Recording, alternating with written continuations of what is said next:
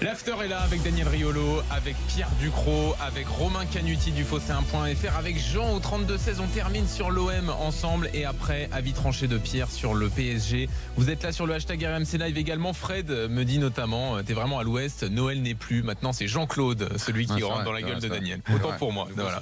Alors oui, on n'a pas parlé de Patrice Evra quand même en détail. Tout à l'heure dans Team Dugas à 18h, Christophe Dugarry invitait Patrice Evra à prendre sa retraite en lui disant bravo pour tout ce que t'as fait, mais là maintenant c'est le moment d'arrêter. J'envoie un deuxième carton d'invitation. Tu te mets dans sa roue. Voilà. Non, mais en plus, ces déclats, là, ces vidéos du lundi, c'est. Alors aujourd'hui, vous l'avez vu. Parfois, ça me fait marrer. Parfois, c'est. Moi, celle d'aujourd'hui m'a un peu gêné. Le timing, il est pas bon. Celle d'aujourd'hui, elle est gênante parce que tu dis, t'as pas besoin d'étaler ça comme ça. Pour ceux qui ont pas vu, il va aider des SDF en leur donnant à manger. Très bien, qu'il le fasse, c'est super. Oui, mais qu'il le filme pas, quoi. Ouais, voilà, il est pas obligé de. Timing très mauvais. En fait, tout ce qu'il fait, à chaque fois, tu t'es pas obligé, Pat. Alors l'autre fois, quand il faisait son truc là, I Love This Game. Bon, oui, c'est un peu marrant. C'est un peu marrant. Là, le truc, c'est que son interview dans la Provence. Où en gros il prenait Rennes comme le punching ball pour se relancer. On prend 3 points et on enchaîne. Non seulement ça n'a pas marché, mais en plus les Rennais l'ont lu, ça les a chauffés comme c'est pas permis. Ils étaient en rage, tu vois. Forcément. Bon voilà. Donc en fait il est néfaste. En fait il est néfaste à l'OM. Et alors, on l'a pris parce que soi-disant il devait apporter quelque chose. J'ai jamais compris quoi. On nous a essayé de nous faire avaler cette histoire. Logiquement, son expérience, etc. Oui, mais logiquement. S'il peut plus jouer. Mais s'il peut plus jouer. Si dans le vestiaire. Et c'est ce que j'allais dire. En fait, donc Super Nani avait besoin d'un adjoint alors. Le grand frère. Il y avait Pascal le grand frère. En plus, alors toi, tu parles de tout le volet, le volet personnage. Moi, j'ai envie presque de me concentrer sur le terrain et sur le jeu. Et hier, c'est ce qui est le plus affligeant, quoi. Flippant. C'est qu'il dézone complètement. Il est jamais au duel dans son couloir et qui met dans la merde Abdenour tout le match, quoi. Abdenour et tout le monde. Romain, on n'en peut plus d'Evra aussi à Marseille. Ouais, ben là sur le match, ce qui est problématique, c'est qu'il a vraiment coulé Abdenour. Alors attention, on aurait pu mettre Kolasinac à côté d'Abdenour, ça aurait été quand même une prestation difficile du Tunisien, faut pas non plus tout mélanger. Mais c'est vrai que c'est terrible. Moi, je regardais Abdenour, il savait pas du tout comment se placer parce que, et on le voit d'ailleurs sur le premier but, sur le deuxième but, parce que Evra est tellement haut qu'il sait pas s'il doit un peu se décaler, s'il doit vraiment se concentrer dans l'axe. Et puis derrière, face à un mec comme Ismail Assar, ça pardonne pas du tout. Evra, il monte beaucoup. Pourquoi pas? Mais si on regarde, il a fait 15 centres dans le match. Au final, le problème, c'est qu'il fait pas que monter. Il dézone complètement. C'est-à-dire qu'il lâche le couloir et il rentre à l'intérieur pour éviter le duel. Aujourd'hui, on est quand même en train de parler et en train de débattre d'un type qui est un handicap lourd pour l'OM, mais qui est quand même mis sur le terrain. Oui, c'est dire le manque de courage de Garcia. Si ça, c'est pas la responsabilité de l'entraîneur et de ceux qui l'ont recruté en pensant faire une bonne affaire et en pensant qu'il apporterait au club, c'est pour ça que j'en reviens à mon avis tranché.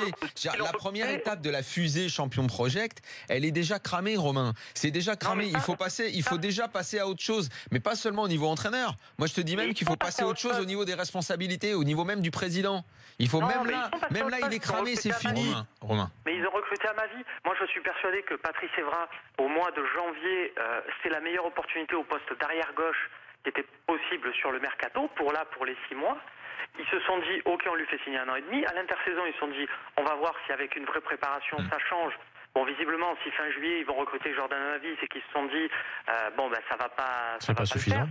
Ils ont pris Jordan Amavi, donc très bien, mais le seul souci se situe dans le fait de faire jouer Jordan Amavi. Pourquoi hier Jordan Amavi ne jouait pas? On va en rester là sur l'OM. Merci d'être venu, Romain, et on a plaisir à te voir. À bientôt, Romain. Sur le Fosséen.fr notamment. À bientôt, Romain. Merci. Romain Canuti. On remercie Jean également au 32-16. À bientôt, Jean. Et qu'est-ce que vous voulez que je dise pour terminer à Daniel? Sort de l'Île-de-France et viens dans le sud un petit peu, comme il avait dit le Lyonnais, je sais plus. Mais... Non, Daniel, continue comme ça. Jean-Claude encore? C'est directeur sportif de l'OM. Vous avez pas Attends, parlé. Jean, tu prends Daniel en directeur sportif de l'OM? Ah, mais moi je le prends de suite. D'accord. Oui, t'as vraiment les yeux de l'amour là. Ils veulent pas s'en sortir, vraiment. Vous en rendez pas compte là, les gars. Non, mais tu vois, Jean, hier j'ai dit quelque chose qui a surpris peut-être. Je sais pas si je l'ai dit assez fort, si on l'a bien entendu. Oui.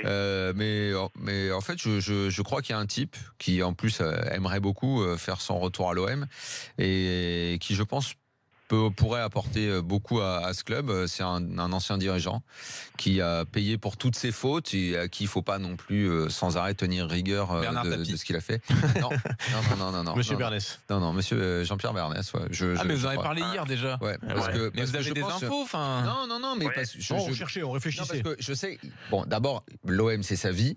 Ouais. Je crois, il suffit de parler avec lui pour s'apercevoir que ce mec-là est une encyclopédie du football, que c'est un passionné. Il revient avec qui? Il revient avec Laurent Blanc? Je sais pas, mais il trouvera un entraîneur, quoi. Et tu le vois comme président à la place de Jacques-Henri Hérault?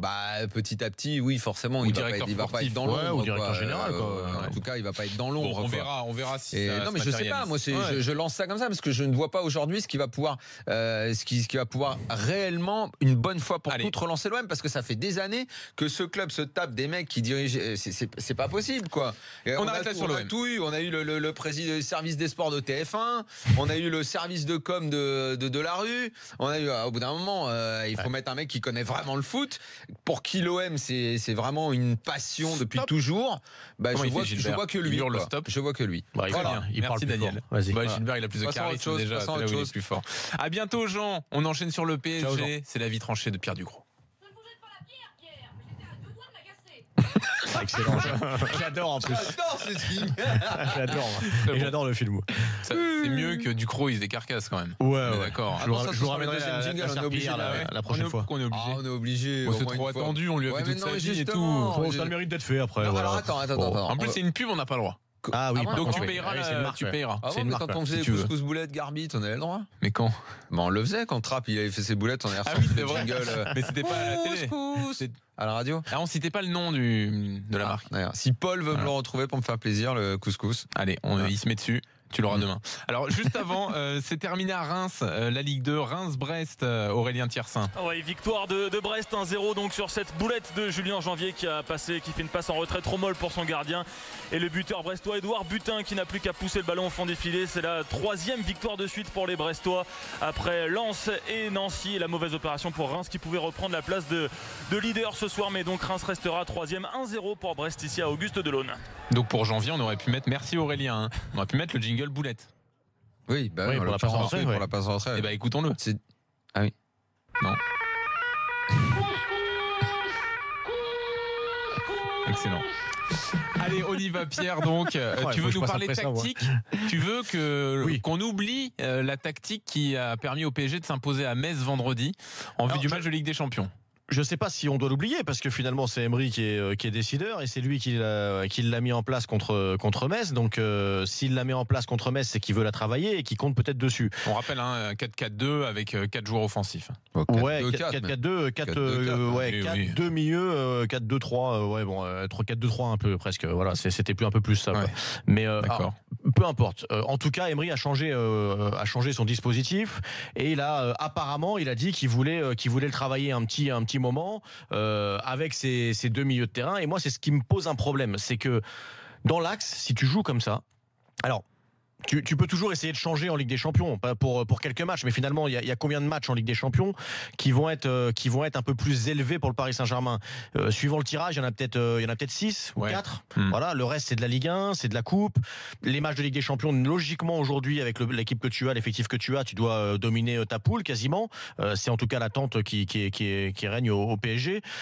Donc retravailler un nouveau système pour ensuite le changer, c'est-à-dire densifier ton milieu, revenir en 4-3-3 pour les 4 matchs qui vont être importants à la fin de saison, j'y crois pas une seconde. Voilà, j'y crois pas une seconde. Ça a coûté cher d'ailleurs au PSG en Ligue des Champions de changer de système. Voilà, on se rappelle du 3-5-2. Toi, tu penses pas que dans les gros matchs, tu puisses jouer avec autant d'attaquants? Non, alors. Non, moi je pense pas. Okay. Le problème c'est pas les attaquants. Le problème c'est que tu as 2 milieux de terrain là, c'est Rabiot et Mota. Ouais, tu peux les changer, tu peux mettre Rabiot et Verratti. Ça offre déjà un peu moins de discipline, un peu moins de rigueur. T'es quasiment obligé de laisser Mota en place. Mota, je le vois pas faire toute une saison comme ça, encore à jouer 35 matchs. Je me trompe peut-être, j'espère, mais j'ai du mal à l'imaginer.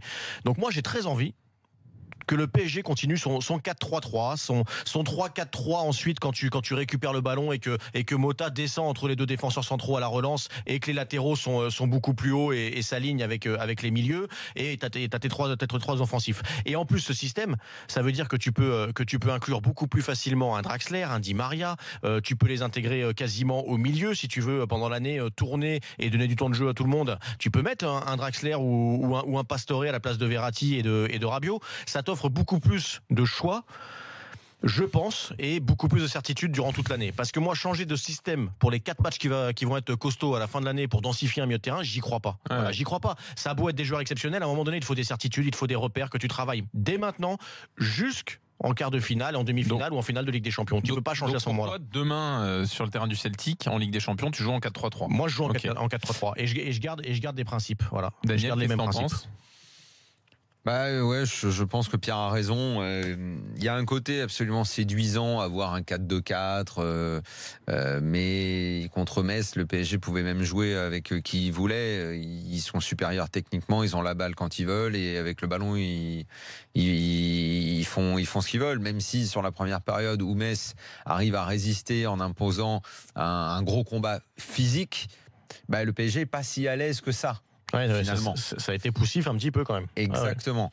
Donc imagine si on te met la pression de cette façon-là, mais qu'en plus c'est fait par des mecs qui savent exploiter devant et qui savent combiner plus vite que les pauvres Messins qui n'ont pas beaucoup de solutions. Ouais. Tu peux être vite emmerdé. Et c'est vrai qu'aujourd'hui, si tu regardes la meilleure équipe, celle qui collectionne les succès ces derniers temps, ça joue à 3 au milieu, c'est le Real. Avec un quasiment tous. Avec un mec très costaud devant la défense, mine de rien. C'est peut-être le problème du Paris Saint-Germain. C'est qu'à un moment donné, est-ce que Mota va pouvoir être ce mec costaud toute l'année ? Et effectivement, je crois que ce problème-là, on l'a un peu éludé parce qu'il y a eu les transferts faramineux et que tout le monde a parlé des perles de devant. Mais ça n'a pas enlevé le problème du milieu au PSG. C'est pas parce que t'as claqué de l'oseille en mettant des perles devant que le milieu tu l'as arrangé. Et tu peux le tourner dans tous les sens.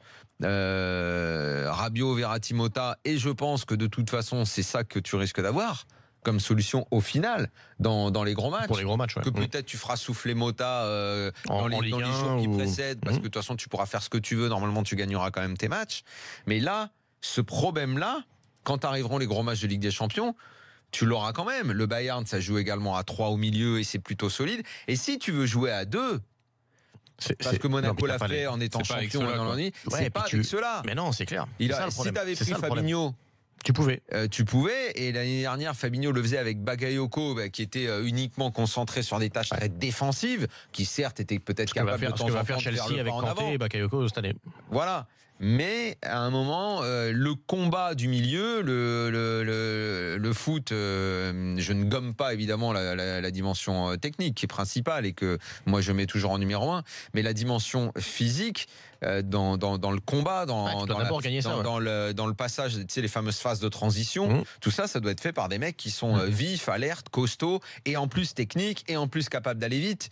Et ça, le PSG en manque au milieu. Et si en plus t'as Verratti qui revient jamais en forme, tu risques d'avoir un vrai handicap de ce côté-là. Ça, c'est vrai. Et le souci, en plus, t'as beau dire que ce sont des joueurs exceptionnels, il n'y a pas de souci. Mais on sait tous, et quand tu as été joueur, tu le sais, qu'à un moment donné, tu peux pas du jour au lendemain changer de système comme ça pour un match ou pour 2 matchs. C'est pas possible. Il te manque forcément des repères, tu as forcément une période d'adaptation, etc. Donc j'ai du mal à comprendre, si tu veux. Ou alors c'est qu'il veut aller au bout comme ça, avec ce système qu'il a testé contre Metz. Mais ça paraît un peu difficile de jouer les gros matchs comme ça, quoi. On aura un élément de réponse demain. Comme ça, alors pourquoi, quelle est l'utilité de changer de système aujourd'hui, quoi? Il a envie de voir ça contre Metz, peut-être dans certains matchs de Ligue 1. Mais là, mine de rien, contre Metz, il n'avait pas énormément de solutions. Ouais, il pouvait faire son 4-3-3 classique aussi. Avec qui? T'avais quand même il fallait mettre Nkunku. Non, pas forcément. Tu remets Draxler dans le milieu aussi. Tu peux tout à fait le mettre là. Il sera pas mal. Il demandait aussi à Draxler. Les hommes étaient les mêmes. Oui. Les hommes étaient les mêmes. Alors, Daniel, Pierre, voilà sur le PSG. Vous pouvez réagir. #RMC Live sur Twitter. Et puis, on verra demain avec le match qui sera bien sûr sur RMC en intégralité. Le débrief dans l'after. Si Unai Emery choisit ce 4-3-3 ou le même système qu'à Metz vendredi. Il y a plein de matchs de Ligue 1 qu'on n'a pas eu le temps d'analyser avec du recul le lundi. On va essayer de le faire dans les minutes qui viennent, de dire un mot de Monaco, peut-être de Kakuta également, de Nice. C'est dans une seconde, à tout de suite dans l'after.